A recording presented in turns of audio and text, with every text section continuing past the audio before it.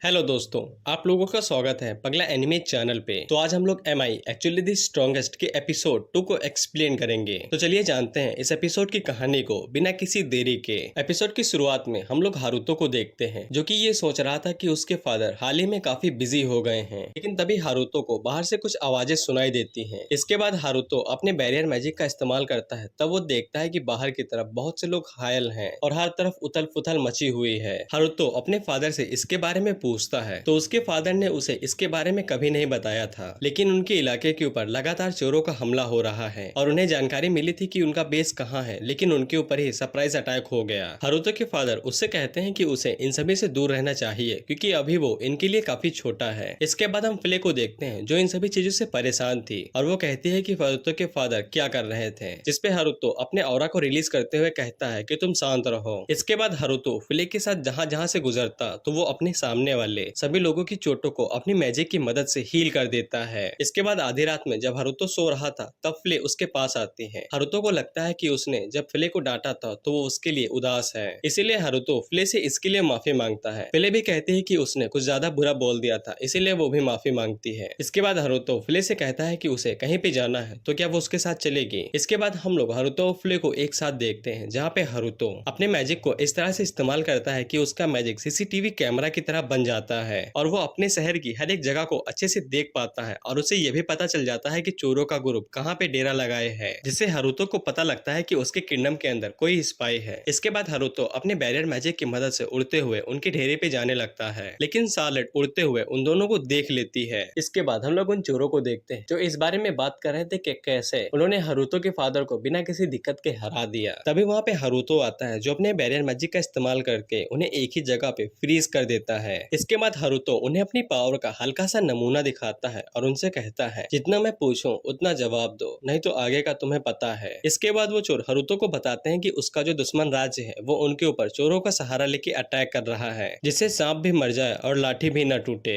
और इन चोरों को बस इतना ही पता था। इसके बाद हारुतो फ्ले से कहता है कि वो अपने मैजिक का इस्तेमाल करके इस पूरी जगह को राख बना दे। वो चोर कहते हैं कि हमने तो तुम्हें सब कुछ बता दिया, तो फिर तुम ऐसा क्यों कर रहे हो। जिसपे हारुतो कहता है कि तुमने मेरे फादर के ऊपर हमला किया और मैं इसे माफ नहीं कर सकता, और फ्ले उनसे कहते हैं कि मैं अपने मास्टर के शब्दों को ना नहीं कह सकती हूँ। इसके बाद फ्ले उन्हें जिंदा जला देती है और इसके बाद वो दोनों उनके पूरे इलाके को जला के आगे बढ़ जाते हैं। हारुतो अपने मन के अंदर सोचता है कि जो कोई भी मेरे काम के बीच में टांग अड़ाएगा मैं उसे जिंदा नहीं छोड़ूंगा। इसके बाद हम लोग हारुतो के फादर और शार्लेट को देखते हैं। हारुतो के फादर का लेफ्ट हैंड उन्हें सब कुछ बताता है कि उनके इलाके के साथ क्या हुआ और चोरों के कैंप को कैसे जला दिया गया। शार्लेट अपने फादर से पूछती है कि उन्हें किसने हराया होगा, जिसपे शार्लेट के फादर को भी नहीं पता था कि उन्हें किसने हराया है, लेकिन अगर वो उनकी तरफ से लड़ रहा है तो वो कोई बुरा इंसान नहीं होगा, और वैसे भी वो इलाका डीमन टेरिटरी के अंदर आता है। इसके बाद शार्लेट को कुछ याद आता है तो वो अपने फादर से माफी मांग के वहाँ से चली जाती है। इसके बाद शार्लेट उसके बारे में सोचती है जब उसने कल रात शार्लेट और फ्ले को आसमान में उड़ते हुए देखा था, और वो भागते हुए फ्ले के पास चली जाती है और सोचती है कि उसका भाई आखिर क्या है। इसके बाद शार्लेट फ्ले से पूछती है कि कल रात वो कहाँ पे थे, क्योंकि कल रात उसने उसकी परछाई और उसके भाई की परछाई को एक साथ उड़ते हुए देखा था, लेकिन हारुतो का मैजिक इतना कम है कि वो खुद को भी नहीं उड़ा सकता है, इसीलिए उसने कल रात जाके हारुतो के कमरे को चेक किया था, लेकिन हारुतो वहाँ पे सो रहा था और उसे हारुतो के अंदर से कोई भी डिमोनिक ऑरा महसूस नहीं हुआ था। इसीलिए शार्लेट फ्ले से पूछती है कि इसका क्या मतलब है। फ्ले शार्लेट से कहती है क्योंकि अब तुम्हें हारुतो की पावर के बारे में पता है, इसीलिए छुपाने की कोई जरूरत नहीं है, और फ्ले शार्लेट को बताती है कि उसके भाई की पावर मापी नहीं जा सकती है, उसके पास इतना ज्यादा डिमोनिक ऑरा है, कोई भी उसकी मैजिकल पावर को छू भी नहीं सकता है, और यहाँ तक कि फ्ले जैसे डीमन भी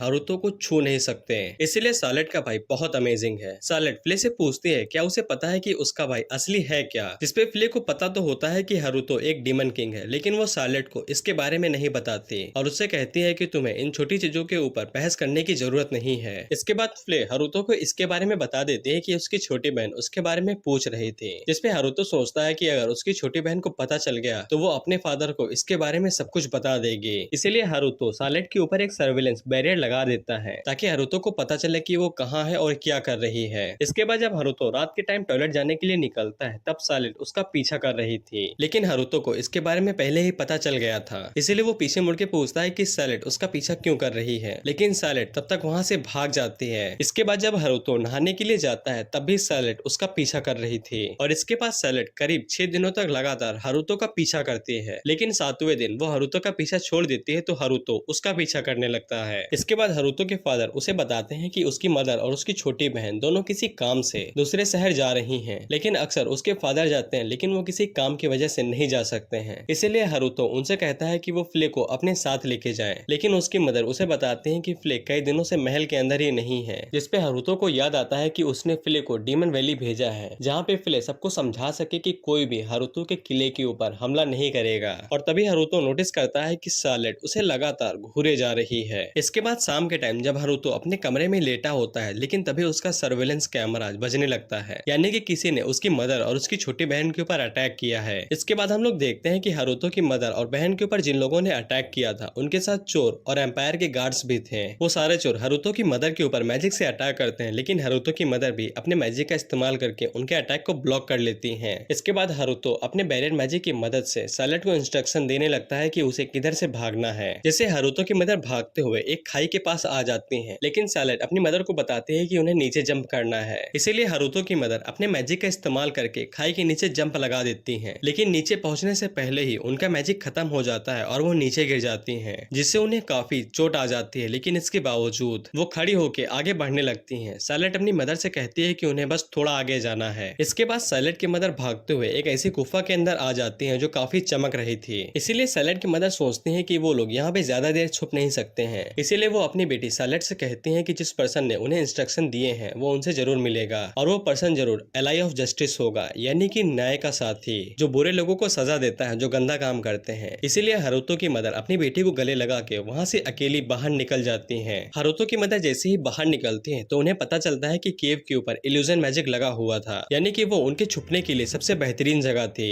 हारुतो की मदर को पता चलता है कि उनसे गलती हो गई है कि उससे पहले ही वो लोग उन्हें ढूंढ लेते हैं, लेकिन हारुतो की मदर एक जंग के अंदर कमजोरी बनने की बजाय मरना ज्यादा पसंद करती हैं। इसीलिए वो अपने चाकू निकाल के खुद को मारने ही वाली होती हैं कि उससे पहले ही उनका चाकू चकनाचूर हो जाता है और हारुतो वहाँ पे आ जाता है। और हारुतो का ये सबसे दिमाग खराब हो गया था, इसीलिए वो उनके ऊपर एक ही अटैक से उन्हें मार देता है। इसके बाद हारुतो केव के अंदर आता है और सालेट से कहता है कि उसकी मदर ठीक है, हालांकि वो अभी बेहोश हो गई है, लेकिन थोड़ी ही देर में कोई उन्हें बचाने के लिए आ जाएगा, इसीलिए उसे थोड़ा सा सब्र रखना पड़ेगा। सालेट को हारुतो का डरावना ऑरा महसूस हो रहा था, लेकिन उसने उनकी मदद की थी, इसीलिए सालेट बाहर निकल के अपने भाई को बुलाती है। और क्योंकि हारुतो को आदत लग चुकी थी पीछे मुड़ने की अपना नाम सुनने के बाद, इसीलिए वो पीछे मुड़ के कहता है कि क्या हुआ, जिससे सालेट को पता चल जाता है कि उसका भाई ही एलाई ऑफ जस्टिस है। और क्योंकि हारुतो अब पहली बार अपनी बहन के साथ बातचीत कर रहा था, इसीलिए वो काफी नर्वस था बात करने के लिए। इसीलिए वो फैसला करता है कि वो सालेट की बात में ही बात मिलाएगा और वो कह देता है कि वही एलाई ऑफ जस्टिस है, जिससे सालेट काफी खुश हो जाती है और वह कहती है कि मुझे पता था कि तुम ही एलाई ऑफ जस्टिस हो, जो अपनी पावर का इस्तेमाल करता है बुरे लोगों को मारने के लिए। और हारुतो उसकी बात में बात मिलाते चला जाता है। सालेट अपने भाई से माफी मांगते हैं क्योंकि उसने इतने टाइम तक हारुतो को गलत समझा था, और हारुतो सालेट से कहता है कि उसे इस चीज को राज रखना होगा क्योंकि लोगों को पता नहीं चलना चाहिए कि हारुतो एलाई ऑफ जस्टिस है। जिसके लिए सालेट मान जाती है और वो कहती है कि फिर वो अपने फादर से भी झूठ बोलेगी, जिसपे हारुतो को दुख होता है क्योंकि वो अपनी छोटी बहन को झूठ बोलना सिखा रहा है। इसके बाद हम लोग हारुतो और उसके फादर को एक साथ देखते हैं। हारुतो के फादर का लेफ्ट हैंड उन्हें बताता है कि वो दोनों सेफ है और उनको फ्ले ने रास्ते के बीच में ज्वाइन कर लिया है और वो किसी भी टाइम यहाँ पे आते होंगे। इसके बाद हारुतो के फादर हारुतो से पूछते हैं कि उसे क्या लगता है कि उनकी माँ और बहन की मदद किसने की होगी, जिसपे हारुतो कहता है कि वो लोग बुरे नहीं है तो उनकी दोस्ती हो सकती है। हारुतो के फादर उसे बताते हैं कि सालेट ने कहा था कि वो एलाई ऑफ जस्टिस है, इसीलिए अभी के टाइम में उन्हें सिर्फ ऑब्जर्व करने की जरूरत है। जिसपे हारुतो ज्यादा बोल देता है और कहता है कि अगर एम्पायर और चोर दोनों एक साथ मिलकर दोबारा हमला करते हैं तो वो लोग उन्हें संभाल लेंगे, जिससे हारुतो के फादर को उसके ऊपर शक हो जाता है और वो उससे पूछते हैं कि उसे इसके बारे में कैसे पता। और कभी कभी हारुतो ऐसा बर्ताव करता है कि जैसे वो 9 साल का बच्चा नहीं है बल्कि उससे कई गुना बड़ा है। इसके बाद वहाँ पे सालेट, फ्ले और हारुतो की मदर आ जाती हैं और उनके फादर काफी खुश होते हैं क्योंकि वो दोनों सही सलामत घर वापस आ गए हैं। और जब सालेट अपने भाई हारुतो को देखती है तो वो भागते हुए जाके उसके गले लग जाती है, जिससे उसके पेरेंट्स को काफी अजीब लगता है कि सालेट अचानक से हारुतो के इतने क्लोज कैसे हो गए। जिसपे सालेट कहती है कि ऐसा कुछ भी नहीं हुआ है क्योंकि वो दोनों अभी बच्चे हैं और वो अपने भाई को बहुत प्यार करती है। जिसपे हारुतो सोचता है कि उसकी छोटी बहन उसे पसंद करती है तो इसमें कौन सी बुरी बात है, और वैसे भी उसकी गालों की स्मूथनेस इतनी बुरी भी नहीं है। और इसी के साथ ये एपिसोड यहीं पे खत्म होता है। तो तुम लोगों को ये एपिसोड कैसा लगा कमेंट करके जरूर बताना।